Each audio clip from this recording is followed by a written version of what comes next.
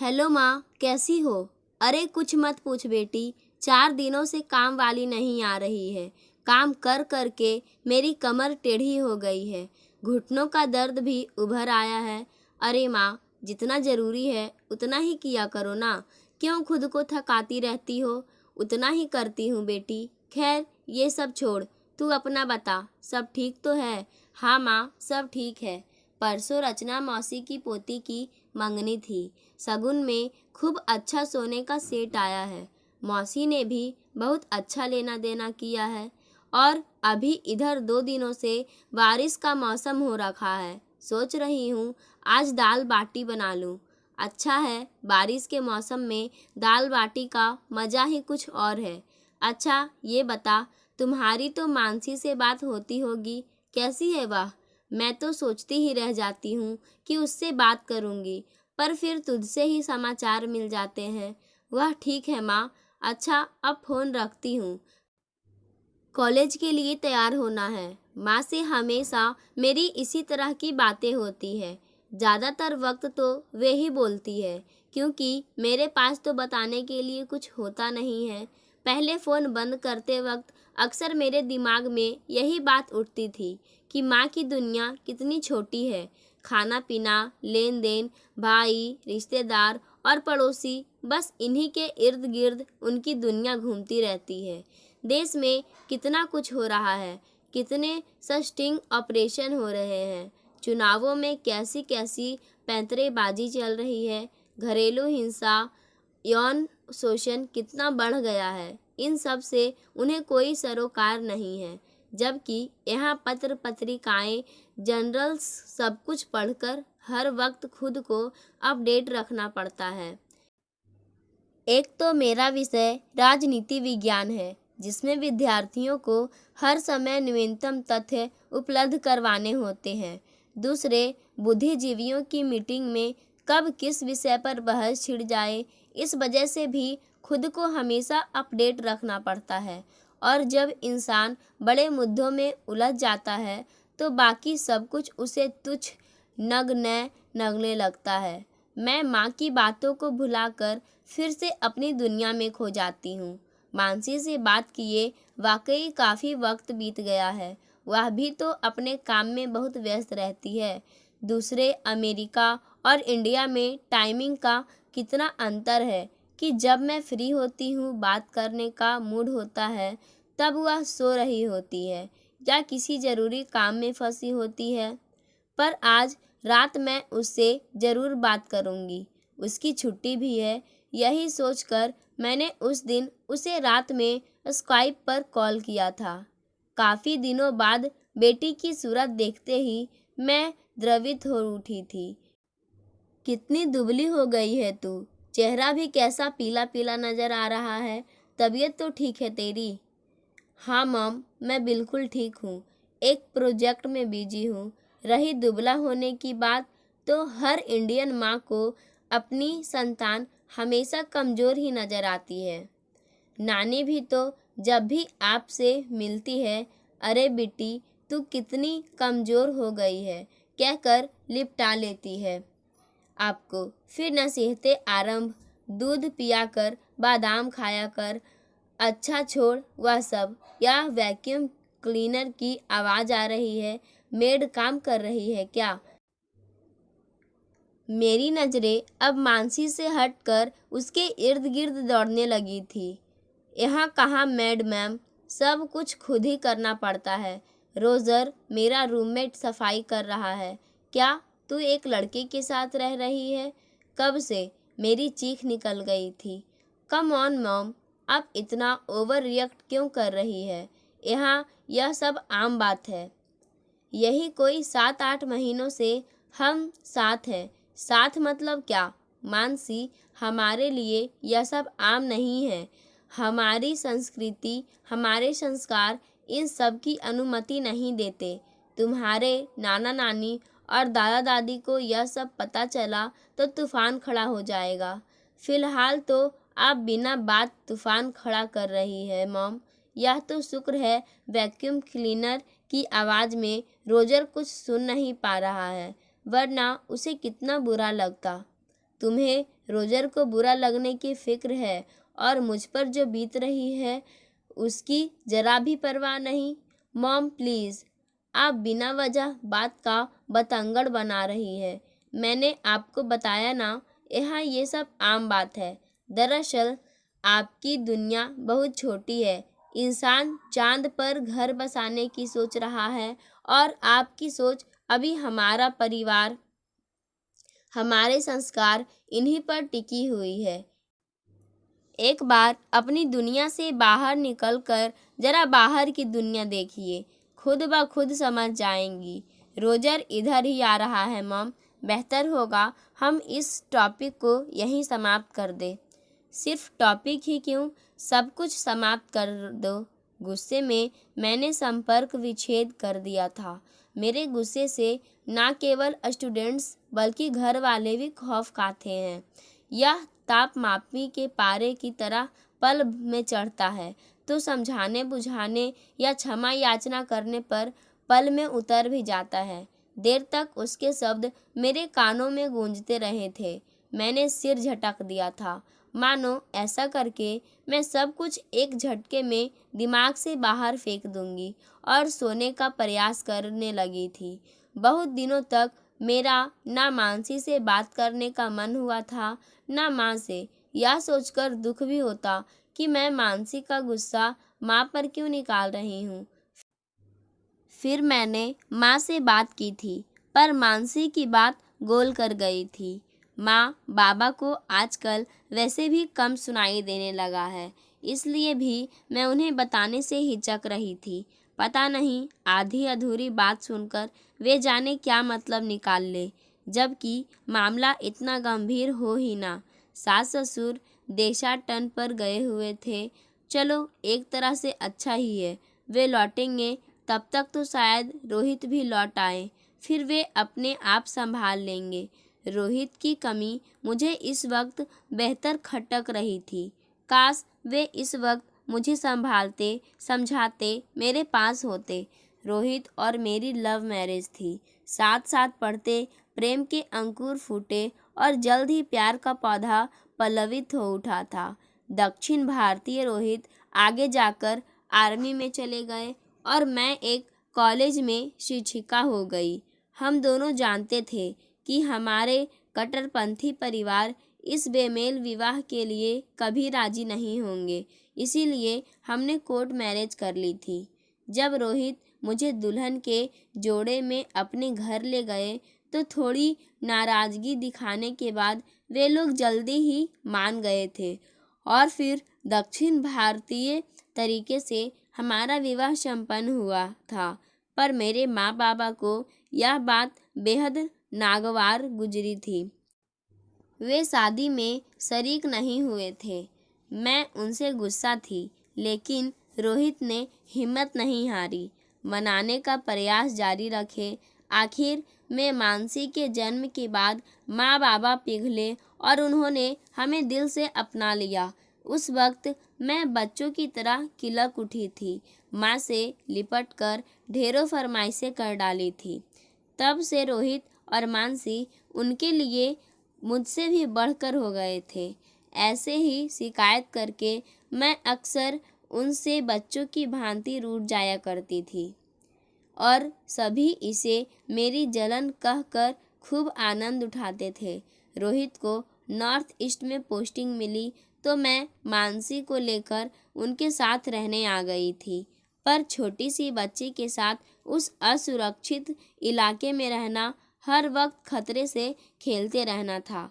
मानसी का ख्याल करके मैं हमेशा के लिए अपने सास ससुर के पास रहने आ गई थी।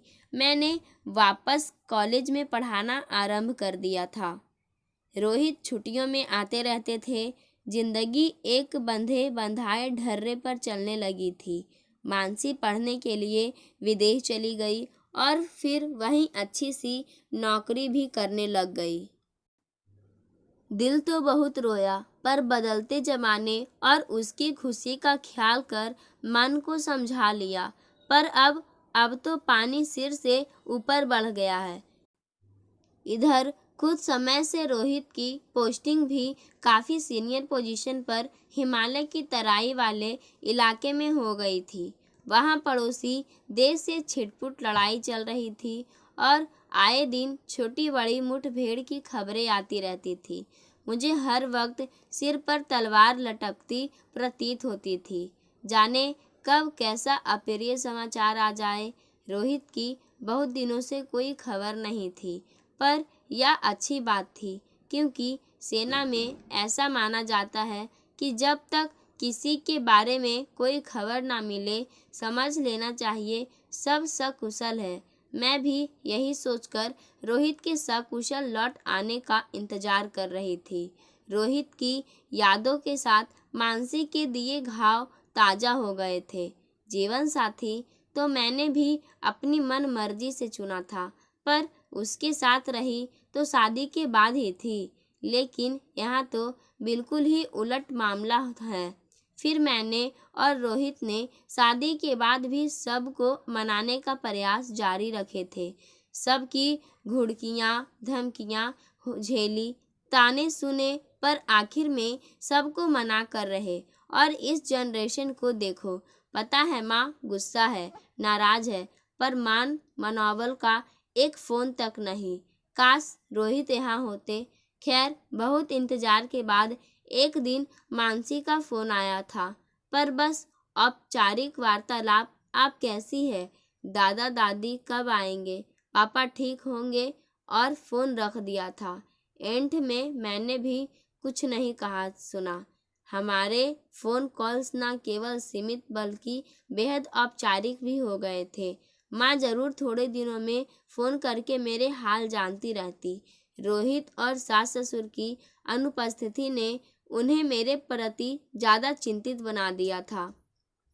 वे मुझे धीरज और विश्वास देने का प्रयास करती। उनका आग्रह था मैं अकेली ना रहूं और उनके पास रहने चली जाऊं। मैंने उनसे कहा कि मैं तो छुट्टियों में हमेशा ही आती हूँ। अभी सास ससुर भी नहीं हैं तो वे मेरे पास आ जाएं। पर उन्होंने इतनी लंबी यात्रा करने में असमर्थता जताकर मेरा प्रस्ताव सिरे से खारिज कर दिया। उनके अनुसार वे छुट्टियों में मेरा इंतजार करेंगी और मैं थोड़ी लंबी छुट्टियां प्लान कर सकूं तो अच्छा होगा। कोई खास वजह? माँ, अरे नहीं, खास क्या होगी, बस ऐसे ही तेरे साथ रहने को दिल कर रहा था। क्या पता कितना जीना और शेष है। अब तबीयत ठीक नहीं रहती। तेरे भैया भाभी को भी इसी दौरान रहने को बुला लिया है। सब साथ रहेंगे, खाएंगे पिएंगे तो अच्छा लगेगा।